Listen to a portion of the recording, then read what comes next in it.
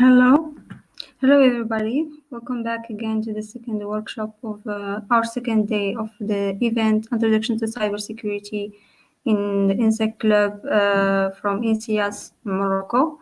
The second workshop will be presented by our guest, Mohammed Hasan, that we are welcoming and everyone from Egypt, and we thank him for accepting our invitation. Mohammed Hasan is a security engineer in Defenders in the UK, and he is very experienced in playing CTFs and especially security research in the domains of digital forensics and malware analysis. So he will present about digital DFIR, which is two components, digital forensics and incident response. And this is another field of cybersecurity that you will discover today. And the workshop will start in 5 minutes. I'm inviting you to take notes and watch his demonstrations and the resources that he will share. So welcome again. And yes, after this workshop, I'd like to remind you again that there will be this tombola. So just comment anything and you will get into the sorting procedure. So thank you.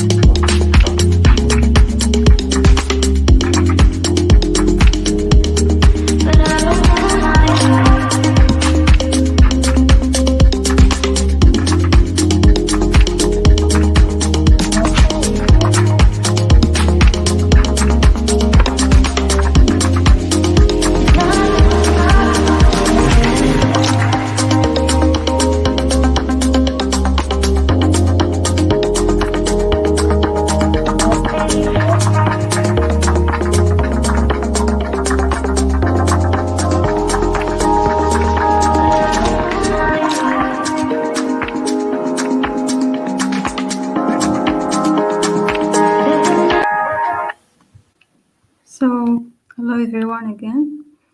So if you can just mention your friends in the comments, so they will get to this presentation. So I think Mr. Mohammed Hasan is with us. If he can hear us here. Hello? Hello, is my voice clear? Yes, the mic is clear. Okay, How are you, Mr. Mohammed Hasan? I'm fine, thanks. And thanks for the invitation. I'm really glad I'm with you. We too are glad that we have with us our guest, Mohammed Hasan. So welcome. Thanks. Do I share the screen now?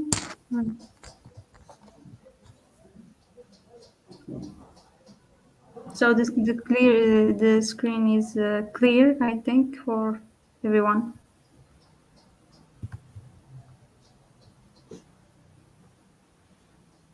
Yeah, that's right. So you can just start if you think it's ready. Okay, Assalamu alaikum. Hello, everyone. My name is Mohammed Hasan. I'm a security engineer at Cyber Defenders. Today, I'm speaking about what digital forensics is and what to do to get started in digital forensics. This will be a brief workshop on digital forensic, so that we want to go too deep into the technical topics we will be presenting. The agenda for today, this will explain what digital forensics is, and then we will go deep into do we need digital forensics. Then we will discuss the prerequisites required for this area of cybersecurity. After that will be a simple demo of some tools that digital forensics analysts use and how digital forensics day-to-day job looks. Then we will go briefly through where you can work digital forensics analyst. The last thing will be a simple roadmap and the resources for digital forensics. If anyone is interested in this area, so he can start learning and getting better in this field.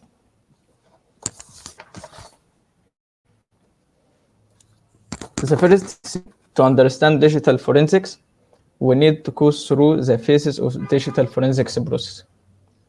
The first thing is identifying all the machines that have been compromised or hacked to reduce the analyst scope. It is normal to check which machines have been hacked and which is not, as you may not have the time to check all the machines and analyze them. Then the data on those machines will be need to be preserved to protect them from any manipulation. You will do that by picking up all the data available in memory and on disk. Then calculate the hash of picked up data. After that, the analyst will examine and analyze the collected data to identify the risks and evidence to the criminal behind this attack. The last step is to document all the findings and present them to stakeholders, or in some cases to a court or a judge in case of criminal investigations. So, why do we need digital forensics? The most important reason we need digital forensics is to reduce the cost of losses due to cyber crimes. Cyber crimes are estimated to cost about 10.5 trillion by 2025. So to do that, digital forensics will help in identifying the intent and cause behind this cyber attack. Are they just ransomware groups looking for some money, or some APT working with other nations?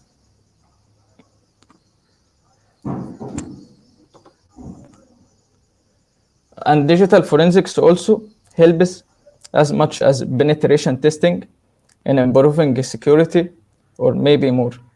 As during the analysis of compromised machines, you may be able to find traces of a newly exploited known as 0 days, or maybe a new hacker tools that is not published yet. In addition to that, digital forensics helps determine what data has been stolen, so organizations can warn their customers and the users before the attackers do any harm. Now, suppose all these things look interesting to you. You may start asking whether I can start learning digital forensics or not. Those skills will be present is essential for digital forensics analysts. But you don't need to be an expert at all of them. It is just the more you improve those skills, the more you become better at digital forensics. The first, let's start with soft skills. Of course, you will need the basic skills for cybersecurity, like searching efficiently, report writing, and etc. But for digital forensics, you will need one skill more, which are called cognitive skills or cognitive mindset. The cognitive skills are the core skills your brain uses to think, read, learn, reason, and pay attention. And of course, for digital forensics analyst, he has to improve all these skills. And by the way, there is a link to a doctoral dissertation. I will post the link to a GitHub. Sorry for interrupting. I'll be back very soon.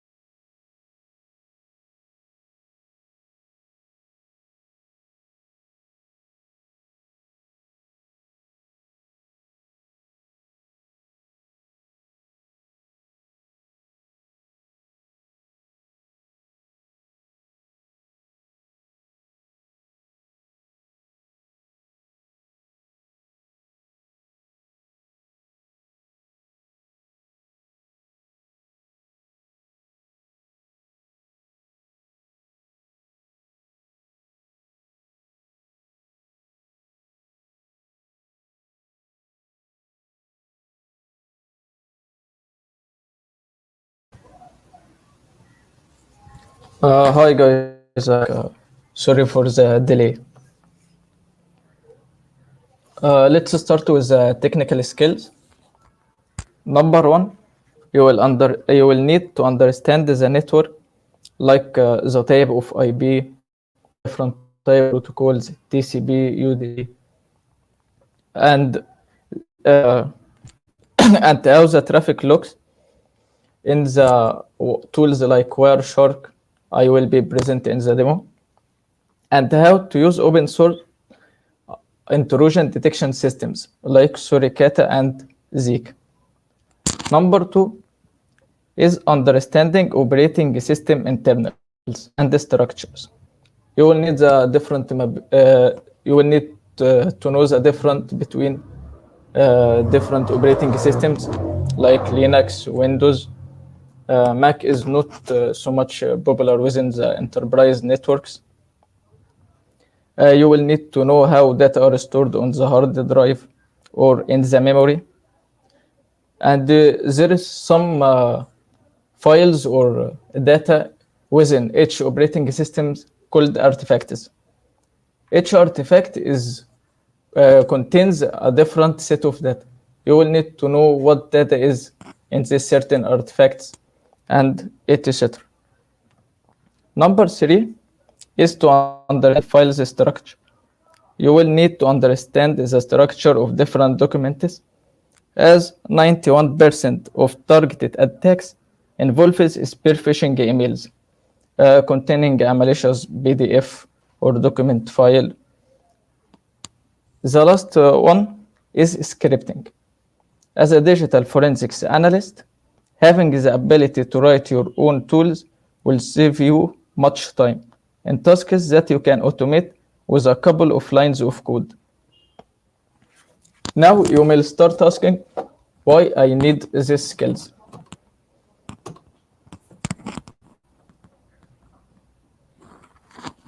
The demo will make it more clear why you need this skill. The first demo is about networks. The most tools I use are Wireshark and another tool called Security. Wireshark is used to capture or analyze network traffic and its content. Now,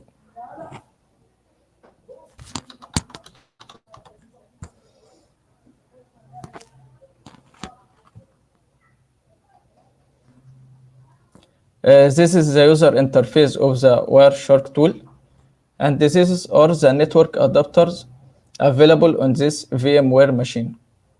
Let's say we want to capture the traffic of interface Ethernet O.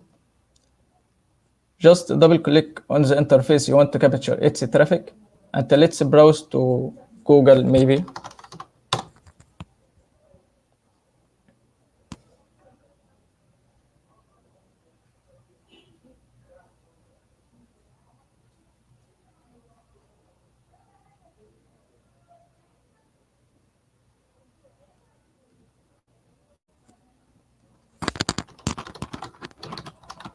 As you can see, it starts to capture some traffic.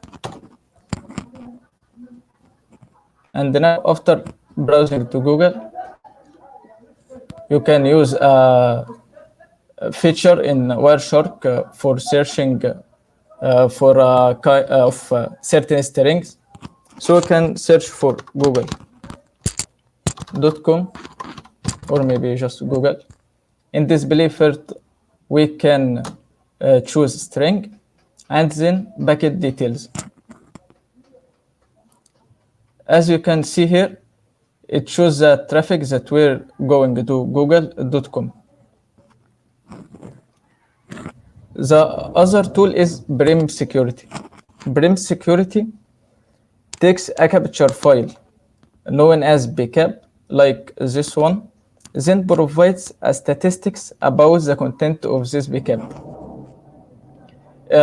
Security is a great tool to start your analysis with before going deep with Wireshark and seeing how each packet looks and going to see what IP are involved in this attack or not.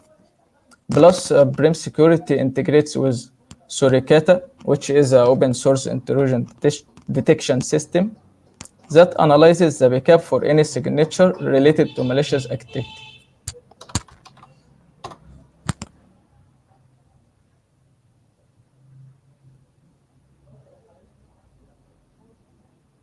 It may take some input or load very quickly. Now from here we can choose the backup file we want to analyze. Then the Brim security tool starts to analyze the backup and to give us statistics about the IP involved in this backup, the host names, if there is HTTP requests.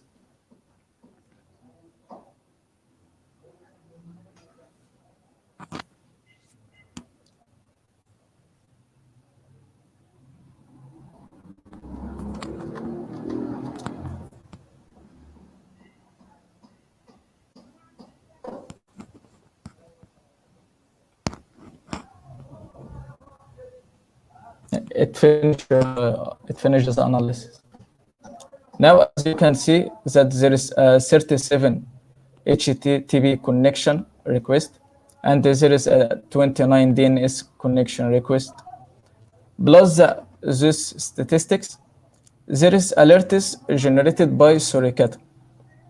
From this alerts, you can check if there is an attacker trying to exploit web service or maybe a machine on your network. And as you can see here, these are the IP that are involved in the alerts. And these are the signature of the alert, which you will need to focus on.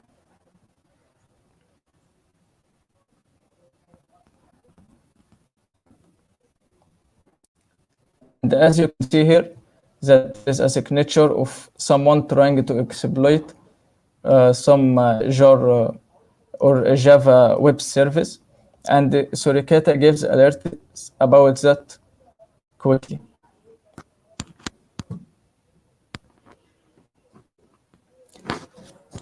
The second demo is about disk analysis. In case of an incident, you will need first to back up the disk image, then remount it later for analysis. For the backing up process, as known as acquisition, you will use a tool called FTK Imager.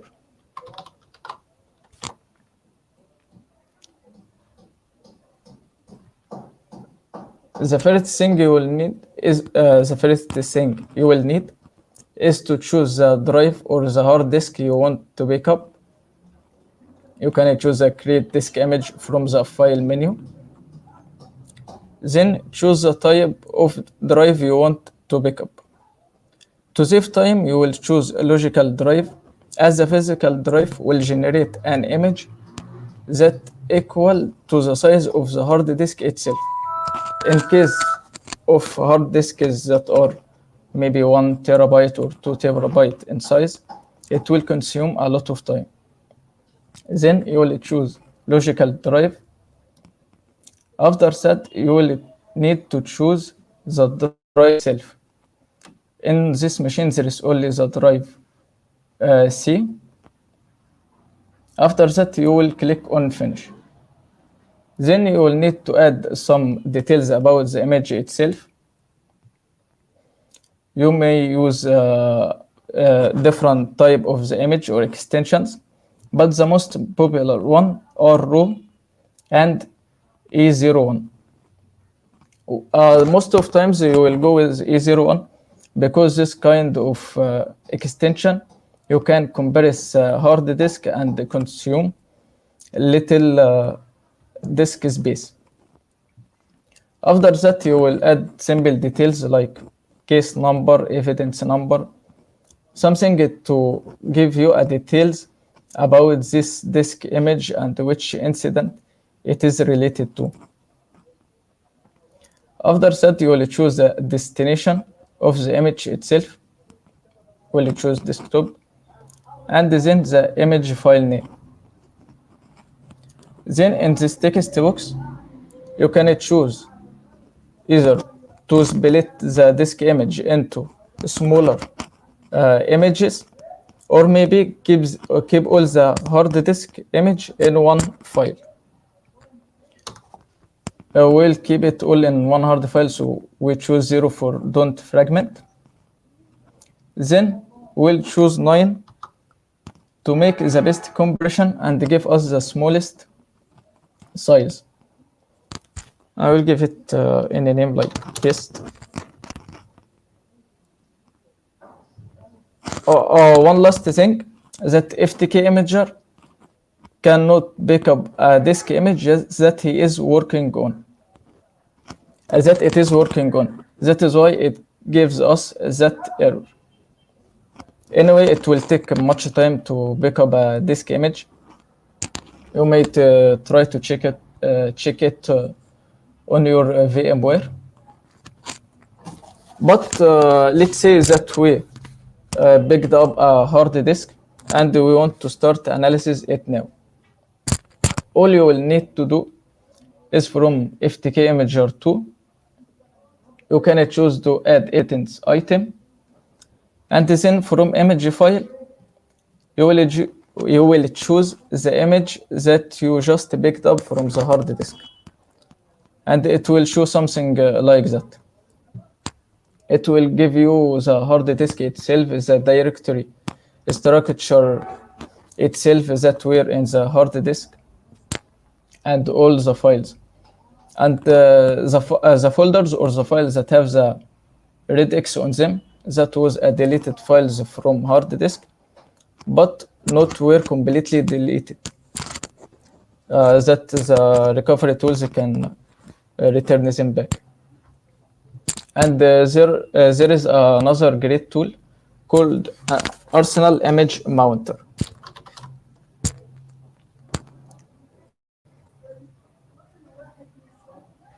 Arsenal Image Monitor is a great tool for mounting a hard disk. It has many features like loading the hard disk into a virtual machine. If you are not comfortable to check all the folders, you may just load it into a virtual machine and start analyzing a live system. There is another option to write on the hard disk or the picked up image itself and save it in another file if you want to save something and don't want to forget it. But the problem with Arsenal Image Monitor is that it has two versions, which are a paid one that has all the features, and another one, the free, which has a limited feature like mounting in write mode and read mode only, and most of other features are in paid version only.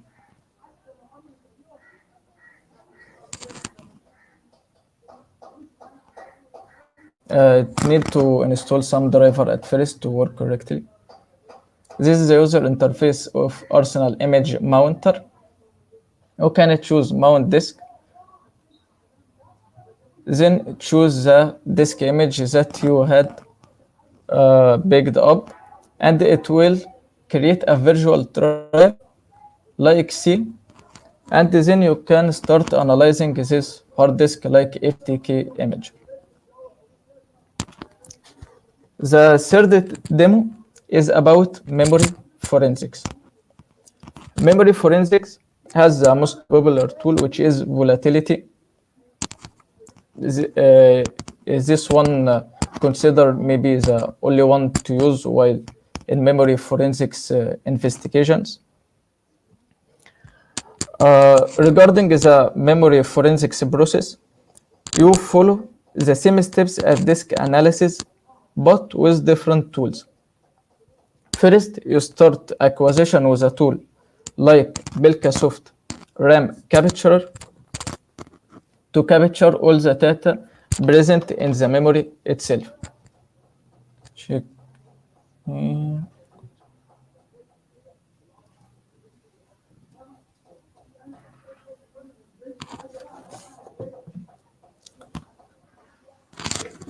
After you run the Belkasoft tool, all you need to do is click on the produced image or the produced file will be equal to the size of the RAM itself. If you have a 8 GB RAM, the produced file will be 8 GB in size. The RAM size of this machine is 8 gigabyte, so it may take a lot of time to pick up the memory. But all you need to do is just push the capture button, and it will start creating the memory. And now let's say that you picked up your memory and you want to analyze it. This is a sample memory image I picked up before the session. By the way, volatility is a command line tool. It has no user interface. So you will work with just the CMD and volatility.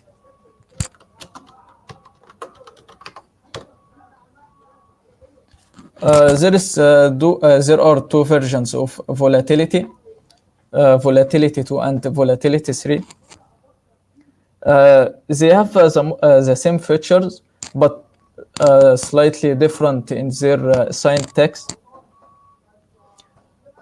So let's say we want to analyze this memory image.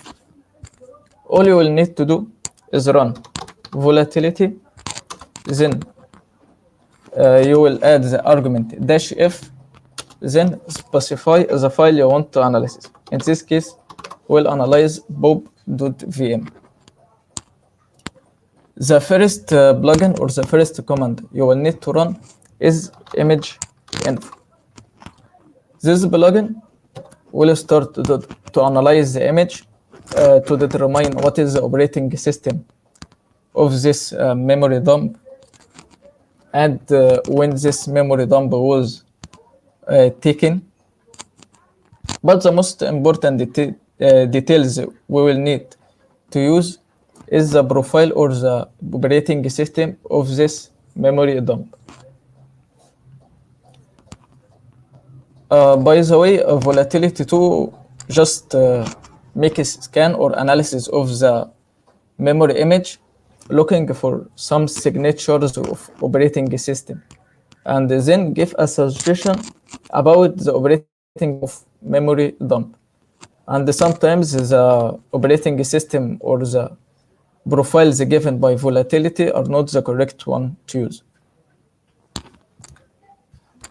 We can close the. Now the analysis is done. After you run the image info plugin, you get the suggested profiles section. You will start your analysis with the first one you have in the suggested profiles list. We'll just copy it.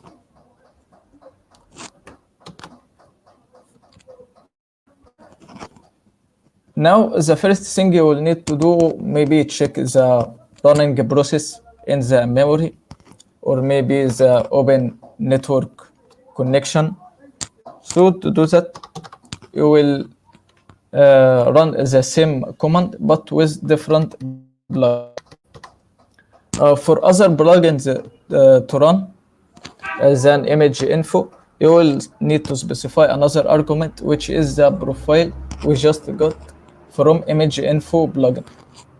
To do that, you will add -- profile,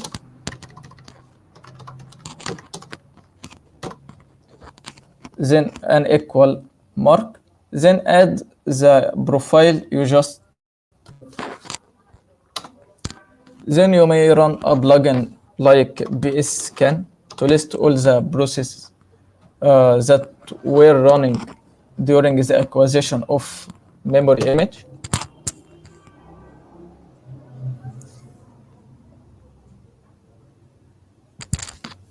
And now, as you can see, that there was an Acrobat Reader process running, and a Firefox browser was opening too. As you can see, that there was a browser running on this machine or in this memory dump. So you can start to check the connection that were running during the acquisition process. And by the way, there's some plugins that cannot run with some profiles. So you can check another plugin to use for this image. We'll use Netscape.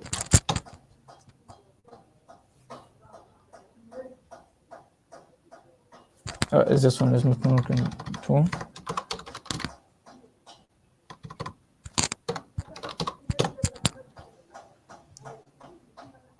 The double dash info argument give you all the plugins or the profiles installed in volatility, and you may check the one you want to run on this image. As we want to see the opened connections on this image, here it is, the connections, print list of open connections for Windows XP and 23 all. Then we'll use connections plugin.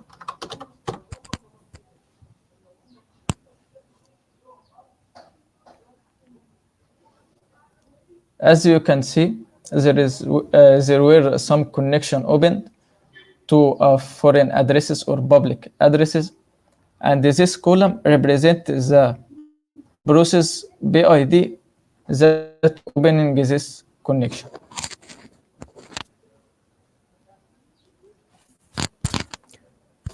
The last demo is about malicious documents or malicious files. As we mentioned, most targeted attacks involve spear phishing emails that contain maybe a PDF or an Excel file. That files contains an embedded malicious code that are responsible for running a reverse shell or maybe a ransomware to encrypt all your files and it takes some money. For analyzing this type of file, you can use tool like PDF stream dumper for PDF files. These tools analyze the PDF file, then present all the data inside this file, even if they are not visible to you.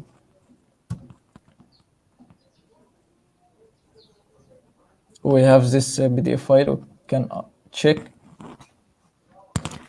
As you can see, that there are 19 objects. The PDF file is divided into objects, and each object contains a detail or a specification about this PDF file. And the attackers use these objects to hide a malicious code. If we check some of these objects, as you see here, there is a JavaScript code. If we go deep and analyze this code, we'll find later that it exploits some kind of buffer overflow. So we'll stop there to not take a lot of time.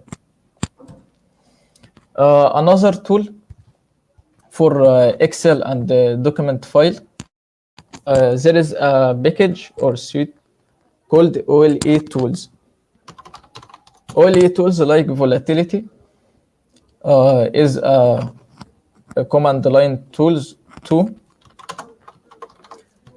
And the best thing about these tools is that they analyze the document files and give you details about whether this file is malicious or not, and if there is an embedded code inside this file or not. The doc files or Excel files contain malicious code called macros. Macros are written in programming language called VBA. To check this code or to extract it from the doc file, we have this one here, sample.bin. I changed the extension of the document file so I don't open it by mistake. We can run or type OLE, and these are the tools that are present in the OLE tools package. To export or extract the code inside the doc file, we will use OLE VBA. Then specify the file we want to analyze. As you can see here, that the tool give us specification about the file, and some alert is that this file is suspicious. If we go a little higher, we'll find the VBA code that is embedded in this file. And like the PDF file, if we go deep inside the code and analyze it, we'll find it exploits some kind of buffer overflow also. Attackers love buffer overflow. Now, let's say you are interested in digital forensics. You improved your skills and become good at digital forensics. You may start asking where I work. Digital forensics analysts are almost in every sensitive entity. You can work in banks, join a governmental sector like police, or work an independent forensics firm, which are independent companies that wait for other companies to hire them to check their network if there is some kind of leaks or maybe an attacker on their machines. Now to the most important part of the session. How to learn digital forensics. The first thing is to start practicing. I know it may sound weird to begin practicing watching videos, reading books. The reason for starting practicing before getting some book knowledge is that most of digital forensics content focus on how without explaining why. From books, you will know that this piece of data or this piece of information is in this specific location. Without explaining why you need this data or why you need to extract them, how this data will benefit you. So by starting practicing, you will gain some hands-on experience, and it will be easier to read books and study them. But the first thing to keep in mind is that most CTFs are not related to what digital forensics really do. If some one of you tried to play some CTFs before, you will find challenges like extracting secrets from an image file, some weird files you need automatic extension of that file, and then you will get the answer or the and the thing that you will not encounter in your day-to-day job as analyst. So start practicing. You can check something like Cyber Defender's platform, SANS Institute challenges. You will also find a couple of platforms.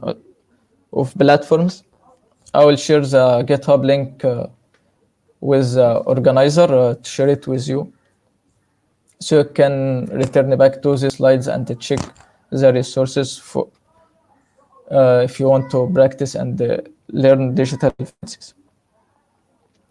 And if you start practicing, don't worry if you get stuck when solving a challenge, which will happen a lot. You can just search for a walkthrough or a write-up for this challenge. This way you will find many tools that you didn't know, or new articles or topic you will learn from. Now, after getting hands-on experience by practicing, you can start reading books and checking courses, along with practicing also. SANS content is highly recommended. They create wonderful courses. But the problem is that their courses are pretty expensive.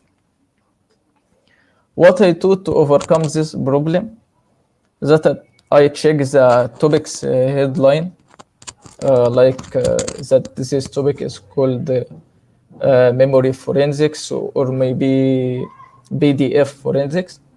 Then start searching on YouTube, Twitter.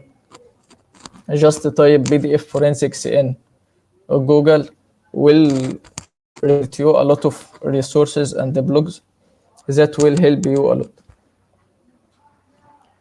The incident response and the forensics book is a very good start.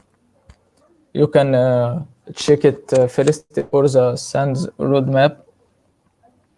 And introductory computer forensics is excellent book too, but as some advanced topics, you will need some time to understand in your start. The last thing is whom to follow on social media.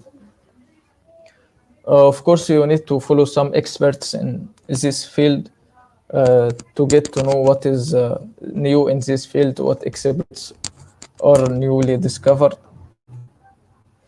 Along with the mentioned accounts, you will find a couple of accounts on GitHub also, along with the resources section. Now, guys, this is the end of the session. I know it is a very short session, but it was a briefly workshop for guys who don't know what is digital forensics. Thank you guys for watching. This is my username on Twitter and LinkedIn. You can reach out to me anytime. I am available 24 hours, 7 days a week, if you have a question. Thank you guys again for watching. Thanks for INSEC team for the invitation, and I hope you enjoyed the session. Thank you, Mr. Mohammed. Yes, indeed, we enjoyed. And if there's any questions, there is one question here. Yes. With Wireshark, can decrypting the HTTPS connection? Yes, you can do that, of course, but you need something called SSL key log files. I may share a resource for it, or can you just Google decrypting HTTPS connection in Wireshark? We'll find a lot of resource for that type or this topic. But if you want to decrypt the connection or HTTPS traffic of another computer, that is not possible. Thank you. Another question, is there any tools for log analysis? Not just malware analysis. Tools for malware analysis? No, logs analysis. Logs? Most of logs are just text files with a lot of data. So you can use tools like the SIM solutions, maybe Splunk. There is an open source SIM solution, ALK. It is very great. This tools just visualize data in logs. Then you can just use a search feature in this tools. It will make it easier to analyze the log files. Yes. As I said before, is there any more deep practical things in this incident response? Because you talked about the digital forensics.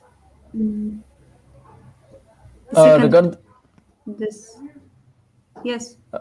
Regarding incident response, it is kind different from digital forensics. It has different tools and it need a whole different setup to set up things like Splunk, Velociraptor. So we may make another session for incident response itself.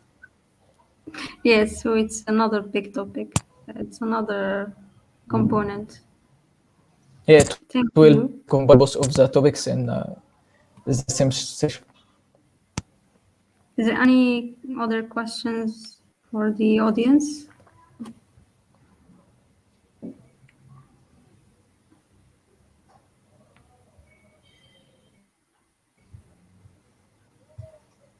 So I think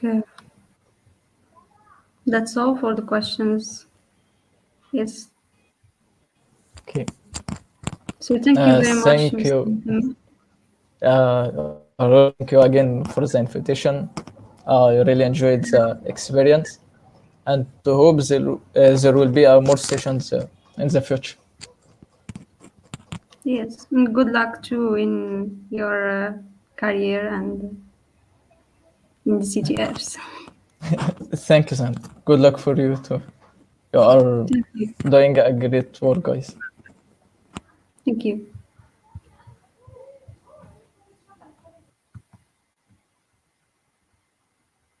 So thank you guys for watching. We now move to the second tombola. I guess I'm gonna share my screen. Yes.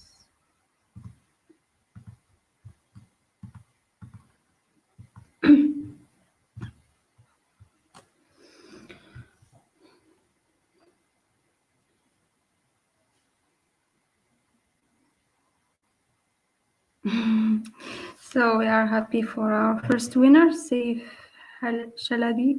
Yes. Second winner,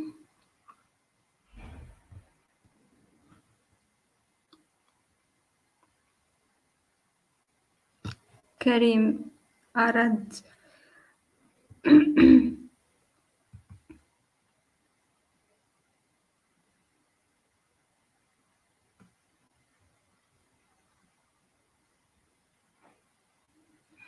Again.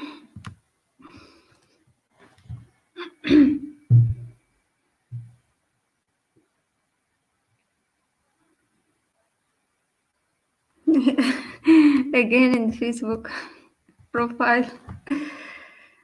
Same person.